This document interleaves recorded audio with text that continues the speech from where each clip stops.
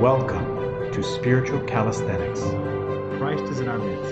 Today, on September 5th, we commemorate the Holy Prophet Zacharias, father of the Venerable Forerunner, as well as his wife Elizabeth the Righteous. We also celebrate St. Urban, Theodore, and Medimnos, the Hieromartyrs, and the 77 companions at Nicomedea.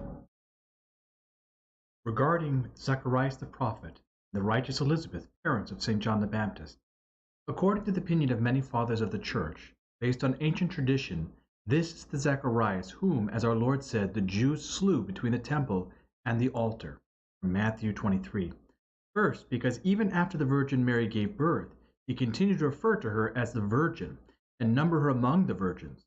Second, because Zacharias' son John was not found during the slaughter of the innocents, since the elderly Elizabeth had taken him and carefully hid him while he was yet an infant, in an unnamed place, somewhere in the desert, where, according to the evangelist, the child grew and waxed strong in spirit, and was in the deserts till the day of his showing unto Israel. When the child was not found, his father was slain by Herod's command.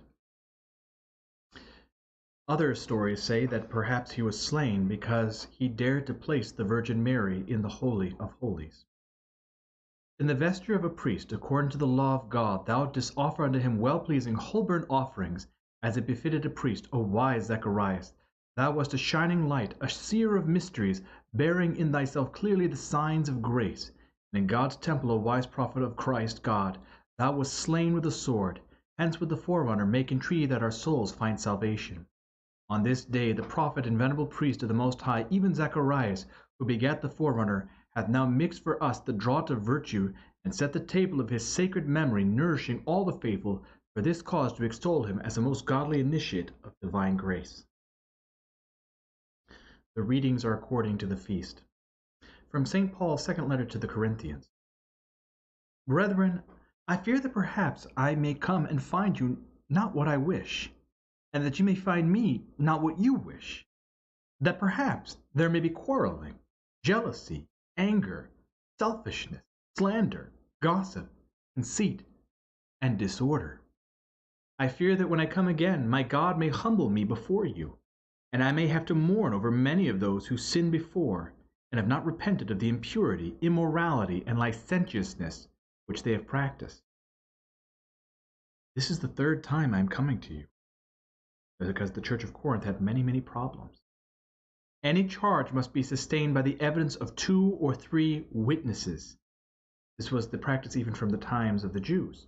I warned those who sinned before, and all the others, and I warn them now while absent, as I did when present on my second visit, that if I come again, I will not spare them.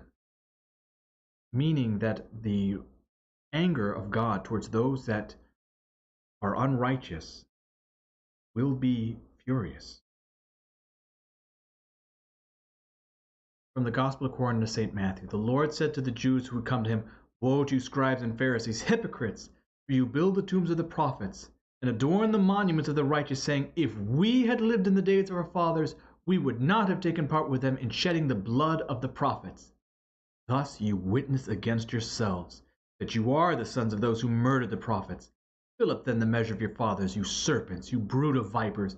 How are you to escape being sentenced to hell? Therefore I send you prophets and wise men and scribes, some of whom you will kill and crucify, and some you will scourge in your synagogues and persecute from town to town, that upon you may come all the righteous blood shed on earth, from the blood of the innocent Abel to the blood of Zacharias the son of Barachiah, whom you murdered between the sanctuary and the altar. Truly, truly, I say to you, all this will come upon this generation.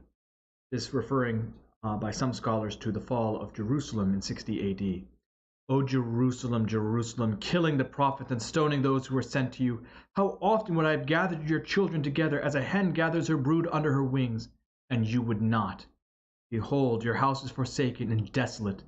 For I tell you, you will not see me again, till you say, Blessed is he who comes in the name of the Lord, referring to Palm Sunday.